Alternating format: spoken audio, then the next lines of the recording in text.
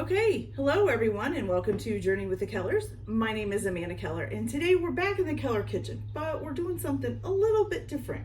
So instead of just baking a recipe, which we are still kind of baking a recipe, I decided that I was going to try to learn how to bake and decorate cakes professionally, basically. Now, I don't know whether or not this will go anywhere. It's just something I've always wanted to try to do.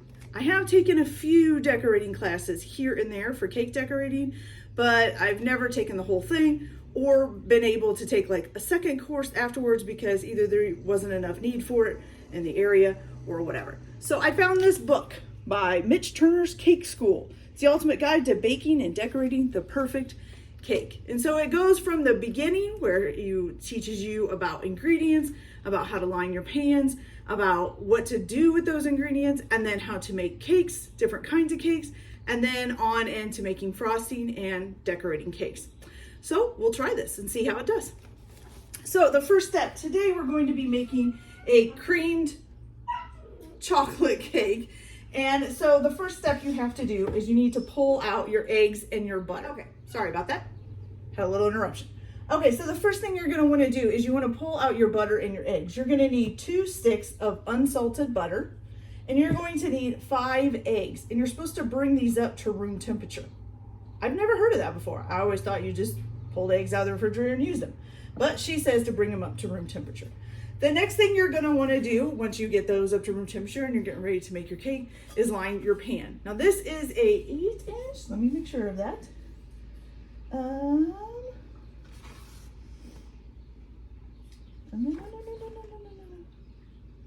Yes, this is an 8-inch round cake pan, okay? And you only need one of them for this recipe. And you're gonna need some parchment paper. And you're gonna need parchment paper that's basically can fit 2 of these pans right next to each other on it, okay? And so you're gonna take that piece of parchment paper and you're gonna fold it in half, okay? Like so. Okay, just like that. And then you're gonna take the bottom of the pan and you're gonna set it kind of close to one side because you're gonna be using this upper part too. So you're gonna take a pencil and you're just gonna line the outside of the pan here so you know exactly where to cut it, okay? Oh, that's not good.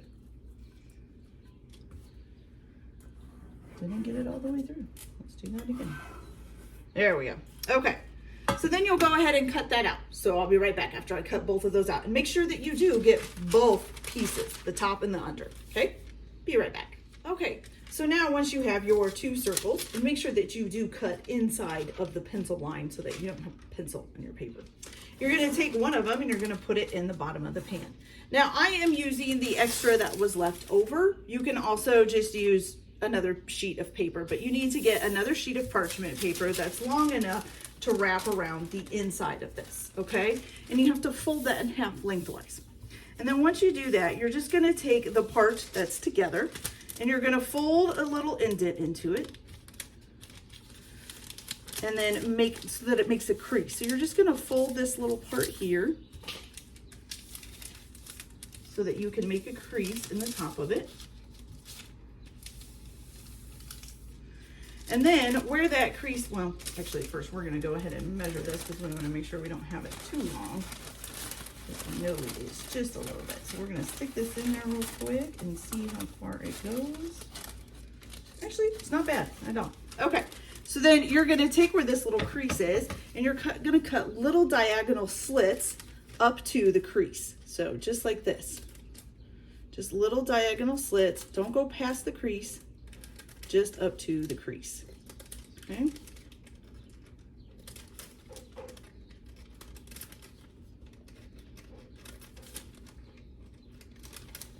Oops.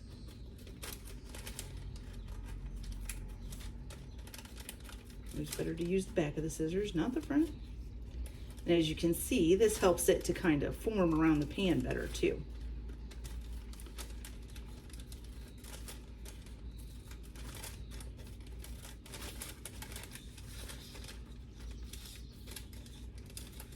Okay, so let's get these all in there.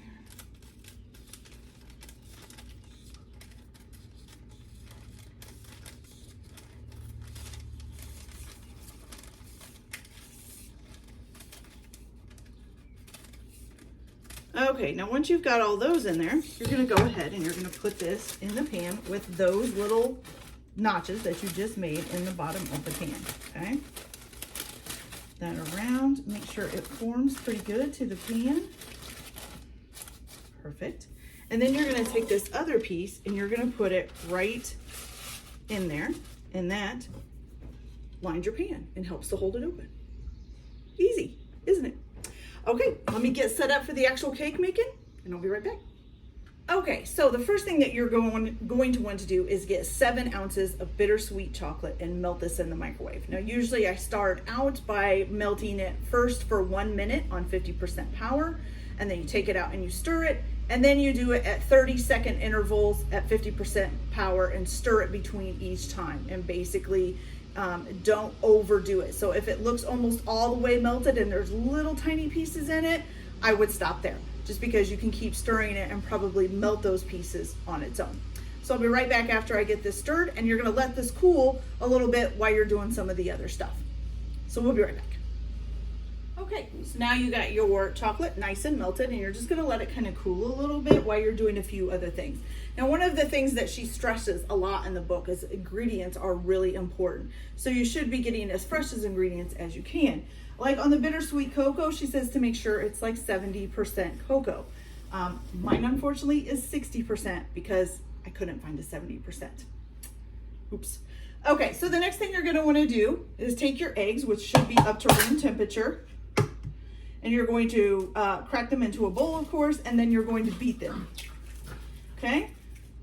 Now, the other things that she talks about is making sure that you really take your time to make a cake, that it shouldn't be something that should be rushed. You should take your time and make sure that you're doing it correctly, and that, you know, if you rush it too much, then probably the cake isn't going to turn out right. Okay, so we're putting our 5th egg in here. Oh, doesn't want to crack. There we go. Okay, is that a shell? Oh my goodness. Okay. Sure we don't have any shells in there. Ah. Come here, you.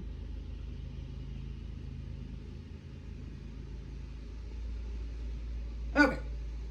So you're gonna go ahead and beat these.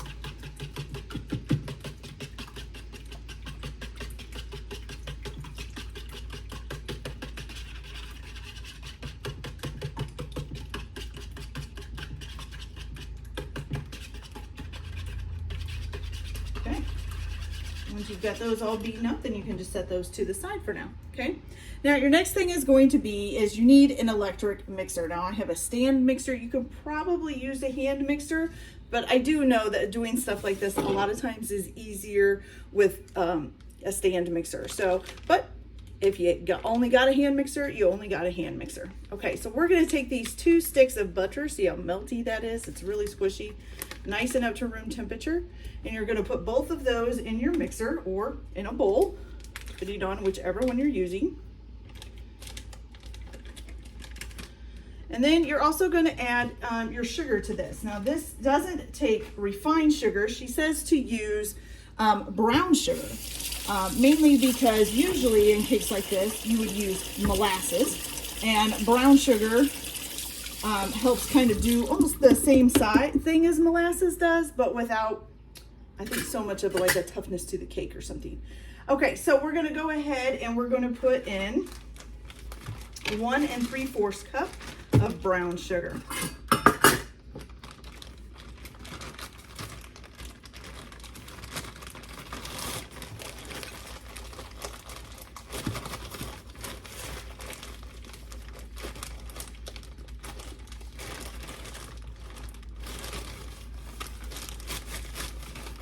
Okay, there's one. We have to get the other bag out. Oops.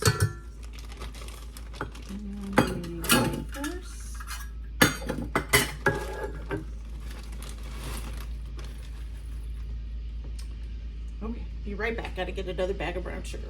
Okay, so now we have the 3/4 cup of brown sugar as well.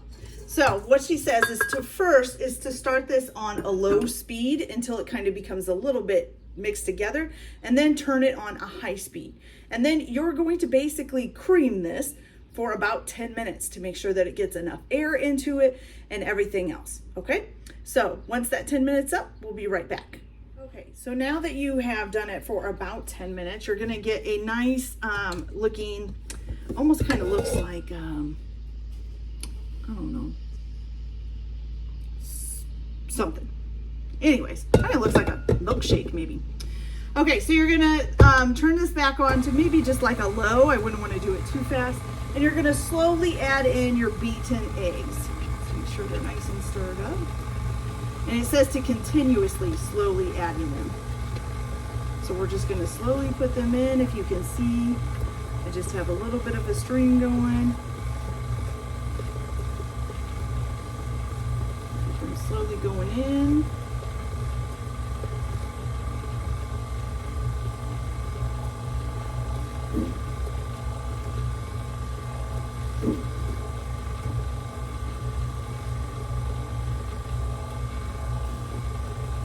Okay. And then once you get those completely mixed in, then you're gonna go ahead and add your melted chocolate, which should be cool by now, cooler by now. The reason why you want it to cool off a little bit is because you don't want it to end up melting the butter and ruining the aeration on the cake. I'm just gonna scrape down the sides a little bit here. Anything bad about this mixer, you gotta stop and scrape down the sides. You need to get one of those ones that you're not supposed to have to do that.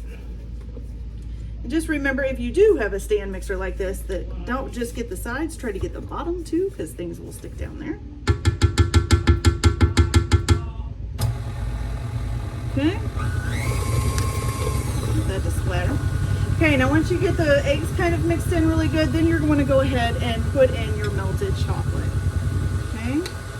And then once this is all in there and everything is mixed up, it says that you should have a batter that looks like a consistency, like kind of like chocolate mousse. Okay.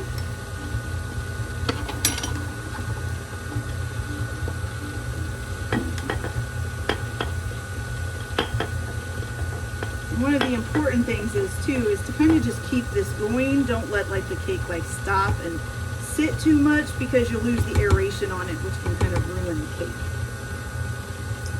All right. Well, we're getting there. Looking like chocolate mousse almost. And give it a good scrape down along the sides here.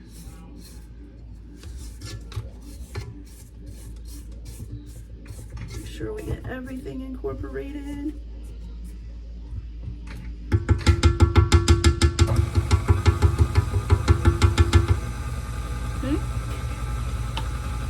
We'll be right back as soon as that's done. Okay, so once you get the chocolate added and it starts to look like basically like a chocolate mousse, you're gonna add 1 tablespoon of bean paste and just mix that in until it's all incorporated as well. So we'll give that a few minutes to just mix up and get that done. And then we're gonna move on to adding the flour in. So we'll be right back in just a minute. So once the flour, or the bean paste, I'm sorry, is added in, you can go ahead and take this off of the stand mixer, because we are going to fold the flour in, so you don't use the mixer for this part. Okay, so for this you're gonna need 1 cup plus 1 tablespoon of flour.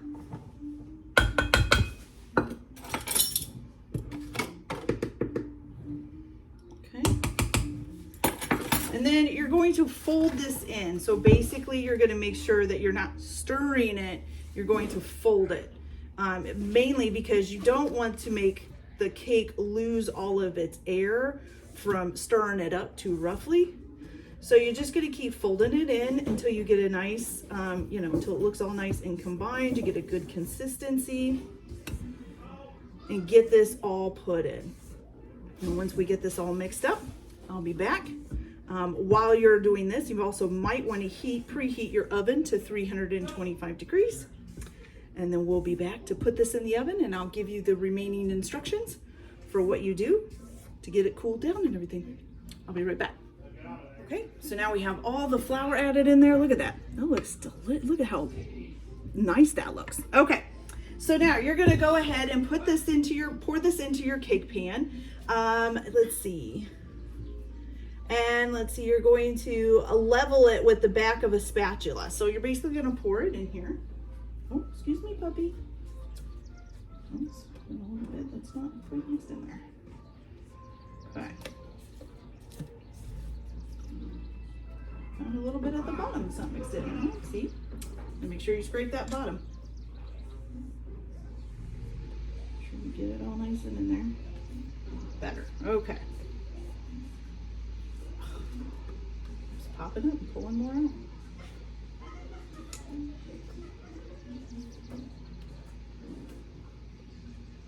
Okay. So pour this in there real good.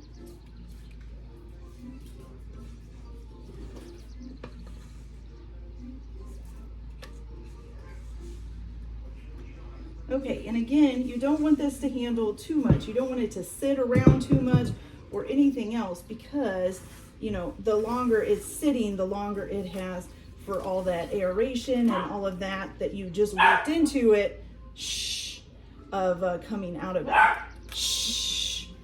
And this is one of the reasons, if you've ever baked a cake and you kind of get this big hill in the middle, it's because it hasn't been mixed long enough or creamed long enough in order to get the air in it, and instead the baking powder does it for you. All right. Excuse my dog. She's barking at my kitty.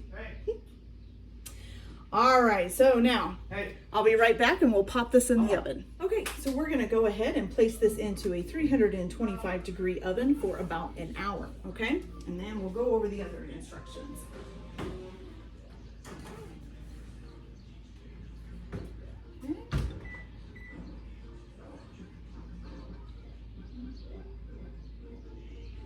Okay, so now that we've got that cooking, so basically you're just gonna test it to see if it's done by sticking a skewer in the middle of it, or I usually use a toothpick. If nothing comes out on the toothpick, that means it's done. If something does come out on the toothpick, it needs a little bit longer, and that's okay.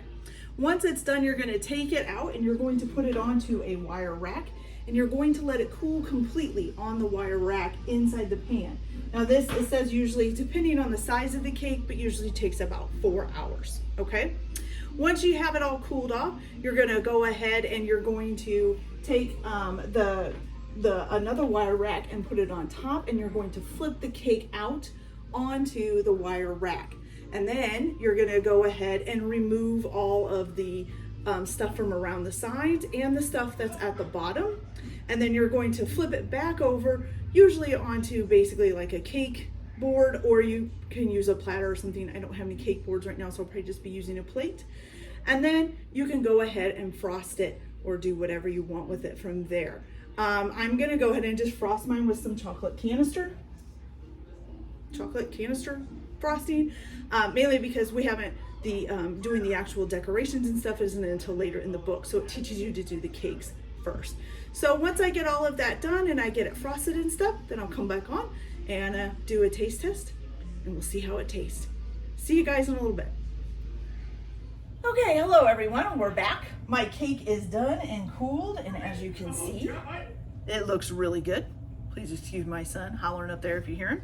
So one of the things that I had always thought, usually my cakes get a nice little lump up here, and I guess you're not really supposed to have that. Well, who knew? Okay, so I've had this sitting here. So first of all, you're going to need another drying rack. It is sitting on a rack, or a cooling rack. It's sitting on a rack right now. And so you're just going to put this over top, and then you're going to flip them like so. Okay. And then you should just be able to pull the pan off like that. Beautiful. And then you're going to carefully take off all of the parchment paper. So the sides and stuff might be fairly easy, and then of course that one piece that you left in the pan, that the extra piece that was really on the bottom, should stay on the bottom.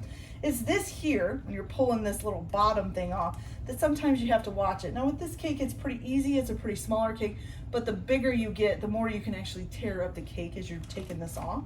So you want to be careful of that and make sure you carefully tear it apart, even maybe tearing it in sections if you have to do that.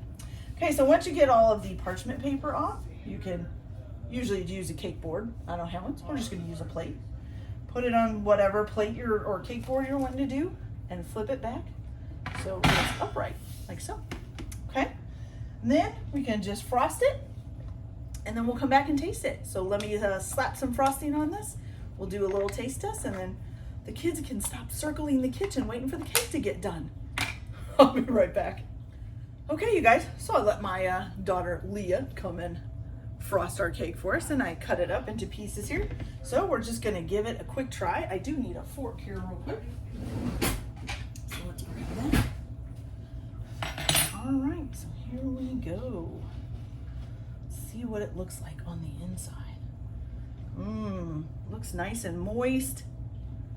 It looks really good, you guys. Can you see that close up? Looks good. All right, I like to turn my cakes on the side. I know that's a little bit strange, but that's okay.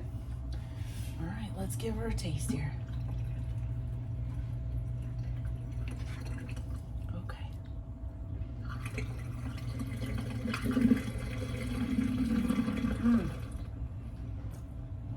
It's very good. It's very moist.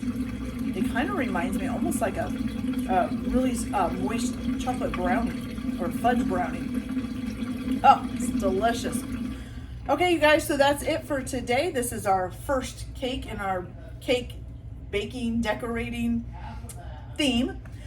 So hopefully there'll be more to come here in a few days or maybe a week or so. And we'll start our next cake. I think our next cake is supposed to be a vanilla cake, a vanilla cream cake, which actually I like vanilla a lot more than I do chocolate.